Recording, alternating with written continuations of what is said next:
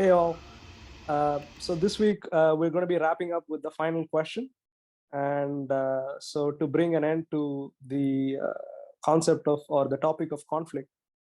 So the question for this segment is, how do you resolve a conflict? So just to be clear, nobody is on board with my idea from yesterday about raising up an army and just going and killing everyone on the other side. Like that's not an option. Yeah, that's not. Yeah, I know. We're all Indians, right? Haven't you guys read the Mahabharata? That's how conflicts are resolved. What by? No, remember when Arjuna had that mental conflict and Krishna was just like, he gave like good support and advice, and he resolved Arjuna's intrapersonal conflicts. You feel like you don't need a war. And then what happened? There was a war. Yeah, that's other people's problem. We are better than that now. Yeah. In fact, what you're describing, Deepak, is kind of like a competing version of conflict, right? Of like, I'm gonna win or you're gonna lose. I mean, which are the same thing, and that's how it's gonna go. I'm gonna trample everyone on your side with elephants.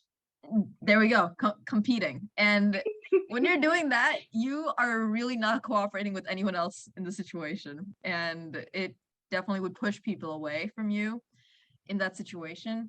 Another version that also does not cooperate. I should think if I'm charging at you with an elephant. But the man's got elephants. Like that's what I'm thinking. I mean, the man's got elephants. Like there's no denying that. And what happens when you're coming at them with elephants? They avoid the situation. They're gonna be like, all right, nope, peace, I'm out, and they leave. And that's when also you throw in a snake. Like snake? Throw in a snake. Yeah. Okay, and at that point you get out a flute. Also, this is a myth that you can like play music to snakes and they'll be chill with you. That's not how it works. That's not how snake charming works. But imagine like now you're a snake charmer and you work with the snake, right? You're like, hey, you get the egg, I get to leave. This works for everybody. That's collaboration. You keep going back and forth and figure out what works for you, and you resolve the conflict that way. Interesting. Competition and collaboration. Yeah. Both of those are where you're really like telling people, here's what's going to happen. And there's also another version, which is accommodating. And that just means that you are letting other people make the decisions and call the shots, and they are leading the conflict and you're just going along with it. You're not avoiding the situation altogether, but you're not making your points clear. So you're just like, okay, whatever you do, I will just take whatever's left, or like a golden retriever. Yeah, also known as appeasement. That's exactly what Neville Chamberlain did in 1939 with Hitler. And you know what that led to? War. Okay, so obviously, none of these are the best options. They have advantages and disadvantages, some serious disadvantages. But one of the best options that is recommended is compromising, where it's not that one person won and one person lost. You come to a middle ground and you agree on that. And basically, it fulfills both people's intents, desires, stances, and doesn't make someone feel like totally lost or completely in the wrong. And it works to have a good relationship going forward. Everybody's like voicing what they want in order to come to that compromise. So compromise is the fifth style in this 5 styles of conflict management. It's all good about what you say and stuff, but actually I think what's more important is how you say it and when you say it. For example, how you say it is with the ethos, logos, pathos. So we covered this earlier in an earlier video. So if you have a skin in the game where you can't lose, then and if you're still fighting for them to lose, then you have to make sure they don't feel like they're losing, and you have to fight for their emotions. And the other thing is, when you don't really have skin in the game, you just have a battle of views, then you can go on with a credibility with, hey, the World Health Organization is saying this thing. It's not some random ass article which is saying it. And then you can say something like, instead of credibility, you can just say facts, and that could help you. And anyway, so that's the how part. And then the when part is, let's say they lost a job, and then you go and talk about your problem. They're not going to be listening to you. Or let's say they did something wrong, but then they did that 20 years ago, and then you suddenly like be angry.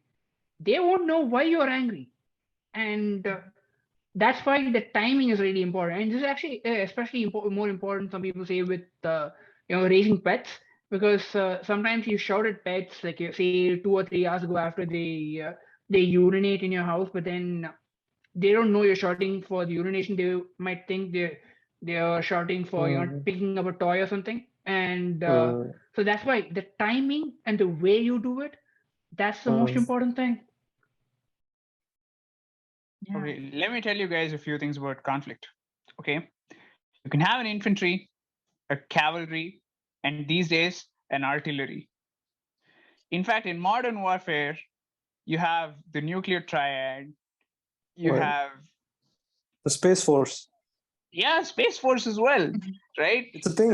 Space is weaponized. It's a real thing. The space is weaponized. There's cyber attacks. There's all these different ways that you can take out your enemies. And if you want to study the stratagems of warfare, I think some ancient wisdom is, I would recommend some ancient wisdom. Go to Sun Tzu's Art of War. It's a 2,500-year-old book, and it's still very, very relevant. You should check out Kautilya's Arthashastra, which is also a book on statecraft, and definitely read some of Otto von Bismarck's writings on these topics. I'm sure you'll find it fascinating. But no one wants to read nowadays. Like, no one. That's so fake. Do you have any other recommendations? No one wants to read, like, right? So do people read? I don't know. Akshay and I are big readers. People. And maybe I can suggest some YouTube channels to watch. Yeah, that's better. Do you have some of those? Throw that in as well for the audience who don't have longer attention spans. Yeah, okay. I'll find some and definitely put the links below this. Good. We're going to have that as well. Yeah. So that's not exactly what I thought when I was saying how and the what, but you do bring up a good point. Maybe not about the war, but like about things that are like really big scale. An example would be the climate change summit that's going to happen in some time.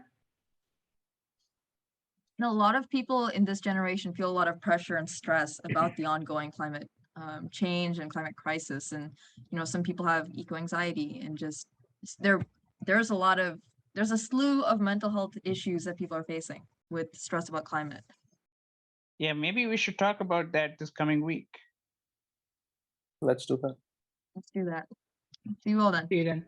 Also, guys, before we go, just one last point I want to make. War is bad. I was just kidding this whole time. Don't actually raise up an army. It's a prank. Look to your left. Disclaimer! Disclaimer! Yeah, all right. Yep. See you all tomorrow. Oh, you're still here? Well, thanks for getting to the end of the video. Hey, while you're still here, make sure to like, comment, subscribe, and hit the notification bell to get new updates when we post videos. Also, make sure to check out these equally exciting videos as well. Have you pressed it yet? Come on, you have 5 seconds left. 3, 2, press it now.